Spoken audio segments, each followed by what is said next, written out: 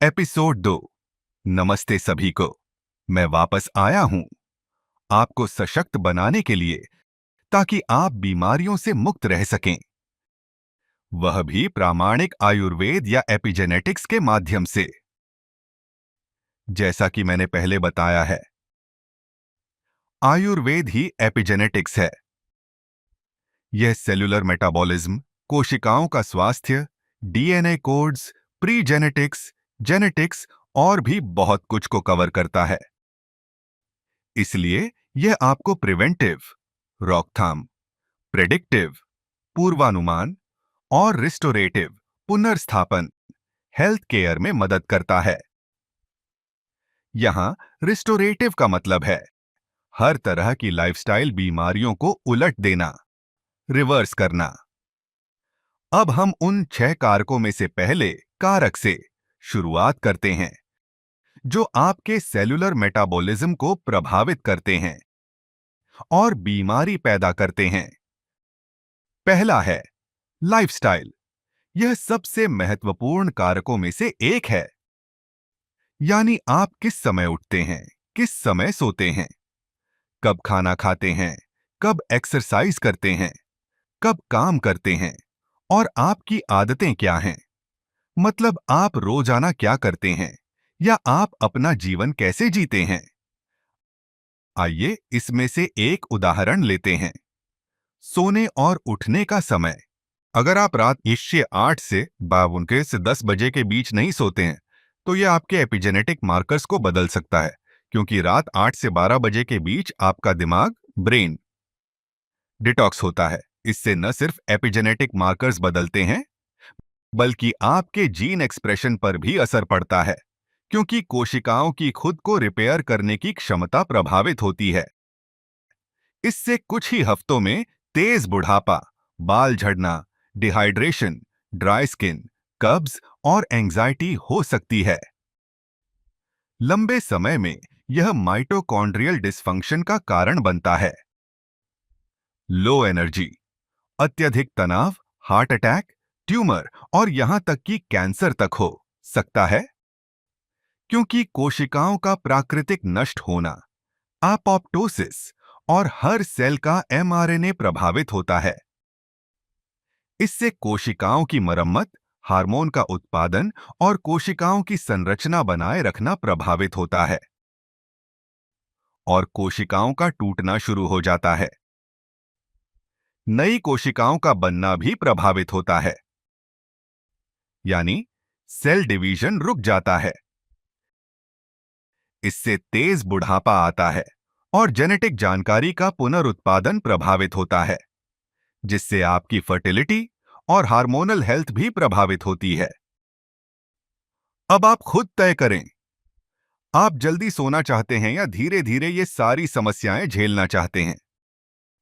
अब आपको समझ में आ गया होगा कि आजकल बांझपन क्यों बढ़ रहा है, क्योंकि लोग देर से सोते हैं और देर से उठते हैं।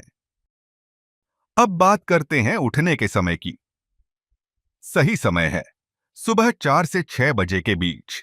अगर आप 6 बजे के बाद उठते हैं, तो यह आपके डीएनए मिथाइलेशन और हिस्टोन मॉडिफिकेशन को प्रभावित करता है, जिससे जीन एक्सप्रेशन, हार्मोन और इम्यून सिस्टम पर असर पड़ता है।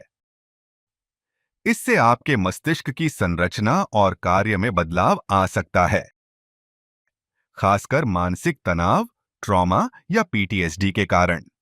देर से उठने वाले लोग अल्कोहल की लत के ज्यादा शिकार होते हैं, जिससे मानसिक स्वास्थ्य, याददाश्त और भावनात्मक नियंत्रण प्रभावित होता है। यही कारण है कि आज की जेनजी में मानसिक स्वास्थ्य समस्याएं बढ़ रही हैं, क्योंकि उनकी सर्केडियन रिदम पूरी तरह बिगड़ चुकी है।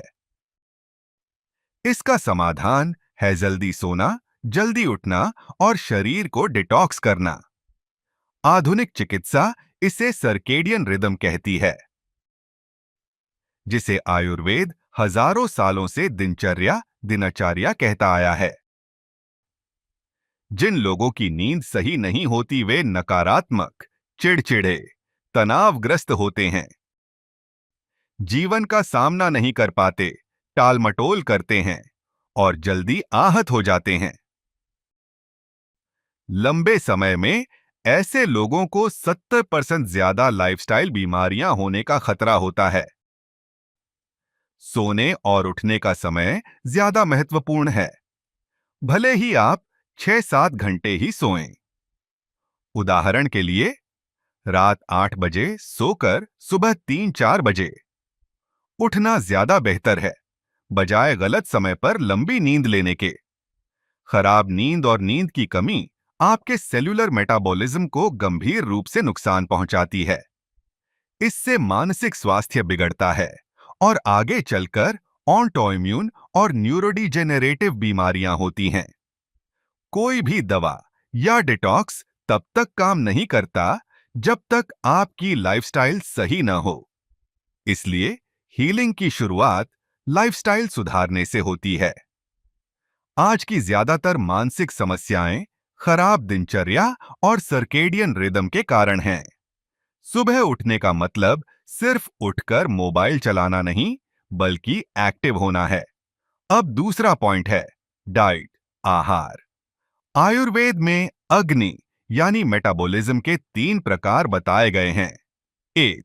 जठराग्नि, भोजन को पचाना। 2. भूताग्नि, भोजन को कोशिकाओं में बदलना। 3. धात्वाग्नि, कोशिकाओं से अंग बनाना। जो खाना आप खाते हैं वही आप बनते हैं, या यूं कहें, जो पचता है वही आप बनते हैं। आज के समय में किसी का भी मेटाबॉलिज्म परफेक्ट नहीं है, इसलिए कुछ खाना अपचित रह जाता है। इसे आयुर्वेद में आम टॉक्सिन्स कहा जाता है, जो शरीर में जमा होकर ब्लॉकेज बनाता है और बीमारियों का कारण बनता है।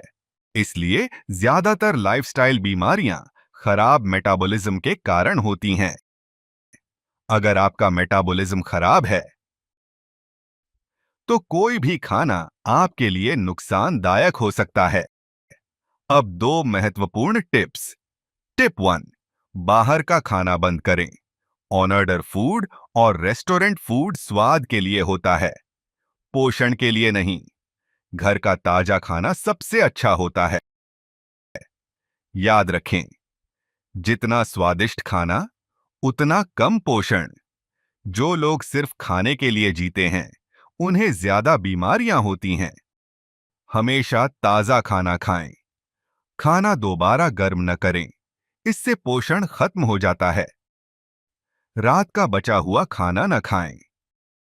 टिप 2, खाने से पहले अदरक और नमक लें।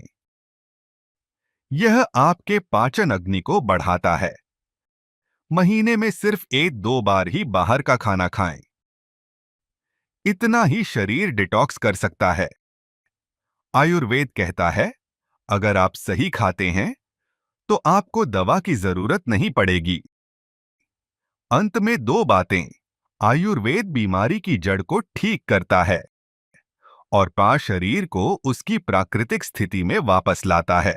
वात, पित्त और कफ, ये आपके डीएनए की भाषा हैं, जो शरीर को स्वस्थ बनाए रखती हैं।